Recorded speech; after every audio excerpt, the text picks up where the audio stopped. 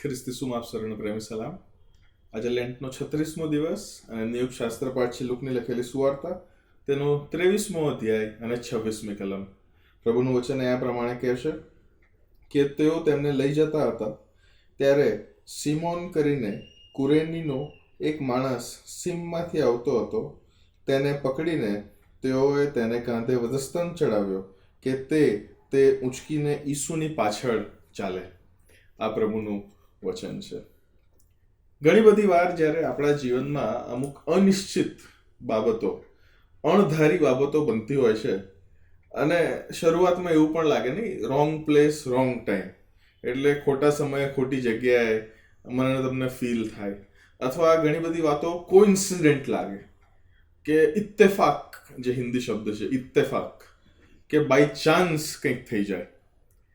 અહીંયા ગાડી એવું જ કંઈક નોર્મલ માણસ તરીકે જો હું તમે વાંચીએ તો અહીંયા ગાડી ઇત્તેફાક મને તમને કદાચ જોવા મળે, કોઇન્સિડન્સ જોવા મળે. પ્રભુ ઈસુ ખ્રિસ્ત એમનો વધસ્તંભ ઉચકીને ચાલી રહ્યા છે અને ચાલતા ચાલતા તેઓ કદાચ થાકી ગયા છે. હી ઇઝ એક્ઝોસ્ટેડ, કારણ કે એ ભોજન પણ અંદર લેવામાં આવ્યું નથી શરીરમાં, એની સાથે સાથે તેમને કોરડાનો માર પણ પડેલો છે. He is exhausted by constant interrogations. અને બધાની વચ્ચે જ્યારે ભારે વધસ્તંભ ઊંચકવાની વાત આવે, એટલે લાકડા ભારે ઊંચકવાની વાત આવે, ઇટ્સ વેરી એક્ઝોસ્ટિંગ. અને પ્લસ એ ગોલગથા નામની ટેકરી તરફ જવાનું, so that must have been a higher plane, એ ચઢાવવાળી રસ્તો હશે કદાચ. અને ત્યાં આગળ જવાની વાત આવે ત્યારે he is tired now, he is exhausted, અને તેઓ હવે આગળ ચાલી શકતા નથી. પ્રભુ ઈસુ ખ્રિસ્તની હેલ્પલેસનેસ એ મને તમને અહીંયા પોર્ટ્રે કરવામાં આવેલી છે. અને માટે સિપાહીઓ રસ્તામાં ચાલતા કોઈ બી એક વ્યક્તિને કોઇન્સિડન્ટલી બાય ચાન્સ પકડે છે અને પ્રભુ ઈસુ ખ્રિસ્તના જે વધસ્તંભનો જે ભાગ છે, અથવા જે એકાદ લાકડું કદાચ એને પરાણે એ ઈસુની પાછળ ઊંચકીને ચલાવવા લગાવે છે. That is what is the normal picture that anyone can get. જો તમે માર્કની લખેલી સુવાર્તા જુઓ તો માર્કની લખેલી સુવાર્તાની અંદર અહીંયા બીજી એક નાનકડી ડિટેલ એડ કરવામાં આવેલી છે. અને માર્કની લખેલી સુવાર્તાની અંદર આ પ્રમાણે લખેલું છે 15મા અધ્યાયની 21મી કલમમાં કે સિમોન કરીને કુરેનીનો એક માણસ જે એલેક્ઝાન્ડર તથા રૂફસનો પિતા હતો, તે સીમમાંથી આવતા થઈને જતો હતો. તેની પાસે તેઓએ બળજબરીથી તેમનો વધસ્તંભ ઉચકાવ્યો. બળજબરી શબ્દ અહીં લખેલો છે. બટ એના કરતા વધારે ફેસિનેટિંગ જે વાત છે તે એ છે કે બે અલગ અલગ નામો એ લખેલા છે, એલેક્ઝાન્ડર અને રૂફસ. હવે માર્કને સિમોન કુરેનીના પુત્રોના નામ કેવી રીતના ખબર હતી?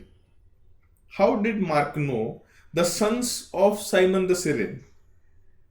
એનું કારણ એ છે મારા વાલાઓ, કારણ કે એલેક્ઝાન્ડર અને રૂફસ એ બંને કે જેઓ સિમોન કુરેનીના પુત્રો હતા, તેઓ આગળ ચાલીને ખ્રિસ્તની મંડળીની અંદર આગેવાનો બને છે.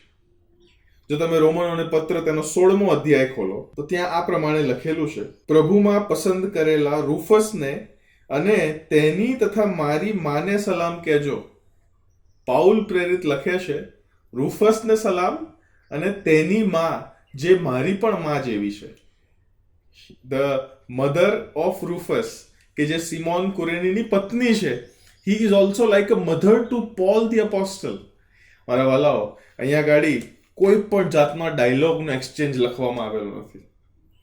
એ બળજબરીથી એ સિમોન કુરેનીને ઈસુનો વધસ્તંભ ઉચકીને તેમની પાછળ ચાલવા એ સિપાહીઓ લગાવે છે. It all looks coincident, it all looks by chance, ઇત્તેફાક મને તમને લાગે હે ને, પણ એ અલ્ટિમેટલી એ પ્રભુના સર્વોપરી પ્લાનનો એક યોજનાનો ભાગ હતો.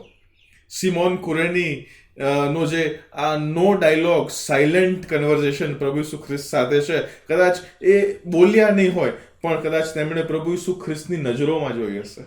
પ્રભુ ઈસુ ખ્રિસ્તના શરીરમાંથી વહેતું રક્ત તેમણે જોયું હશે. ડાયરેક્ટ અનુભવ પ્રભુ ઈસુ ખ્રિસ્તનો સિમોન કુરેની લેશે અને જે બળજબરીથી વધસ્તંભ તેની પર મૂકવામાં આવેલો છે, હવે ત્યારબાદ તેઓ વિલિંગલેસથી, એટલે પોતાની ઈચ્છાથી પ્રભુનો વધસ્તંભ ઉચકીને ઈસુની પાછળ ચાલવાનો યત્ન કરે છે. લુકની સુવાર્તામાં વારંવાર પ્રભુ ઈસુ ખ્રિસ્ત એક વાત લખે છે કે જે કોઈ મારી પાછળ આવવા ચાહે તેઓ પોતાનો વધસ્તંભ ઉચકે સ્વનકાર કરે અને મારી પાછળ આવે. જો જીવતો ને જાગતો દાખલો આનો મારે તમારે જોવો હોય તો સિમોન કુરેની અને તેનું જીવન છે મારા વાલાઓ. આ બળજબરીથી ઉંચકાવવામાં આવેલો વધસ્તંભ એ યરુશાલેમ તરફ જઈ રહ્યો હતો, right? He was not a resident of Jerusalem, પણ કેમ કે આ પાસ્ખા પર્વ માણવામાં આવી રહ્યો હતો માટે પાસ્ખા પર્વ માટે તે આવ્યો હશે અને તેને અંદર યરુશાલેમની અંદર સીમમાં જગ્યા નહીં મળી હોય. So he was staying somewhere near village, એ કોઈ નિયર બાય વિલેજમાં તે રહેતો હશે, યરુશાલેમ તરફ જઈ રહ્યો હતો. પણ સિપાહી છે કે સિપાહી તેની ડાયરેક્શન બદલી નાખે છે, તેને ફરીથી એ ગોલગથા તરફ, એ સ્કલ નામની જગ્યા તરફ એ બળજબરીથી તેને એ ઉચકાવે છે. પણ એ પ્રભુ ઈસુ ખ્રિસ્ત સાથેનું એન્કાઉન્ટર તેના જીવનને એક યુટર્ન આપી દેશે, એક ટ્રાન્સફોર્મેશન આપી દેશે, એક પરિવર્તન આપી દેશે. અને મારા વાલાઓ, એ બળજબરીથી ઉંચકેલો વધસ્તંભ એ આગળ ચાલીને એ પોતાની ઈચ્છાથી સ્વનકાર કરીને ઉંચકીને ઈસુની પાછળ ચાલે છે. અને ન કેવળ તે પોતે, પરંતુ તેનું કુટુંબ, તેની પત્ની કે જે પાઉલ પ્રેરિતની પણ માં સમાન હતી, તેના દીકરાઓ કે જેમનું નામ એ રૂફસ અને એલેક્ઝાન્ડર હતું, તે આખું કુટુંબ મારા વાલાઓ વિશ્વાસમાં આવે છે, મંડળી બાંધે છે, મંડળીના આગેવાનો તેઓ બને છે. There is nothing that happens by chance. જો હું ને તમે ખ્રિસ્તી વ્યક્તિઓ છે તો, જો ખ્રિસ્ત પર વિશ્વાસ રાખનાર વ્યક્તિઓ છે તો કોઈ પણ વસ્તુ એ બાય ચાન્સ કોઇન્સિડન્ટલી બનતી નથી મારા વાલાઓ. Everything is according to the plan and purpose of our God. દરેક મારા તમારા જીવનની વસ્તુઓ એ પ્રભુની ઈચ્છા અને યોજના પ્રમાણે એમની સર્વોપરિતામાં બને છે મારા વાલાઓ. Nothing is by coincident. There is nothing like wrong time, wrong place. ખોટી જગ્યા, ખોટો સમય એ ખ્રિસ્તી વિશ્વાસમાં હોય નહીં. Because we are being governed by the ultimate sovereign plan of our Lord, by the ultimate sovereign plan of our God. મારા વાલાઓ, આજે જો તમે ઘરની બહાર નીકળો, તમારા પડોશીઓને મળો, તમે નોકરી સ્થળે જાઓ તો ત્યાં તમે તમારા કલીગ્સને મળો, સ્કૂલ કોલેજીસમાં જાઓ તો તમે તમારા સ્ટુડન્ટ્સને તમે મળો, એ બધાને મળતા એક વાત યાદ રાખજો, that there is nothing that happens coincidentally. કોઈ પણ વસ્તુ ઇત્તેફાકથી બનતી નથી. અને માટે જો હું ને તમે એક ખ્રિસ્ત જેવું વલણ જે આપણે અપનાવીએ અને બધા સાથે જેને આપણે મળીએ એ ખ્રિસ્તનું વલણ પ્રદર્શિત કરીએ ને, that can be a changing moment in their lives. Simon કુરેનીને કોણે સુવાર્તા પ્રચાર કરી નહોતી, સિમોન કુરેનીને કોણે ટ્રાક્ટ વેચ્યો નહોતો, સિમોન કુરેનીને પ્રભુ ઈસુ ખ્રિસ્તે કાંઈ જ કીધું નહોતું. He was only brought to Christ by ultimate sovereign plan of God. એ સિમોન કુરેનીની જગ્યાએ કોઈ પણ વ્યક્તિને સિપાહીએ પકડીને ઈસુનો વધસ્તંભ જબરદસ્તી એ પકડાયો હોત. But no, God's plan was not only to bring Simon the Cyrene, but his entire family. મારા વાલાઓ, જ્યારે સંસારમાં હું તમે જીવી રહ્યા છે ત્યારે let us be like Christ more and more. વધુ ને વધુ ખ્રિસ્ત જેવા બનવાનો યત્ન કરીએ અને સેલ્ફલેસલી સ્વનો નકાર કરીને આપણે આપણો વધસ્તંભ ઉચકીને ઈસુની પાછળ ચાલીએ. અને મારા વાલાઓ, જે કોઈ પણ મને તમને મળશે, their life will be transformed. એમના જીવનમાં પરિવર્તન આવશે, તેઓ ખ્રિસ્તને જાણનારા બનશે. કેવી રીતે? એ મારું ને તમારું જીવન જોઈને. બધી જગ્યાએ બોલીને સુવાર્તા પ્રચાર કરવાની જરૂર પડતી નથી. મારું ને તમારું જીવન એ જીવતી સુવાર્તા છે મારા વાલાઓ. that live gospel એ મારા ને તમારે આપણા જીવનો થકી, આપણા વલણો થકી, આપણા વિચારો થકી, આપણી વાણી થકી એ આપણે વહેંચવાની છે, એ આપણે પ્રચાર કરવાનો છે.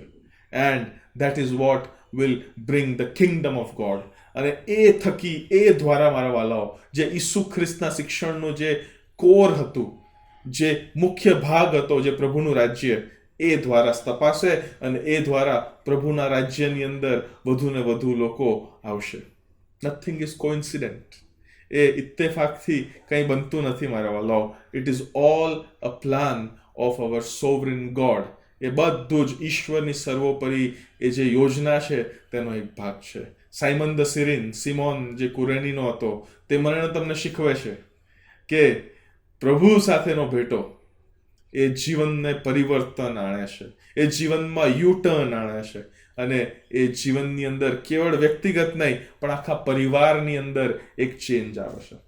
Late us be that transforming agents. હું ને તમે પણ એ પરિવર્તન આણનાર એ માધ્યમો બનીએ મારા વાલાઓ. That is what the Lord wishes from yours and mind life. પ્રભુ આપ સર્વને આશીષ આપો. આમેન.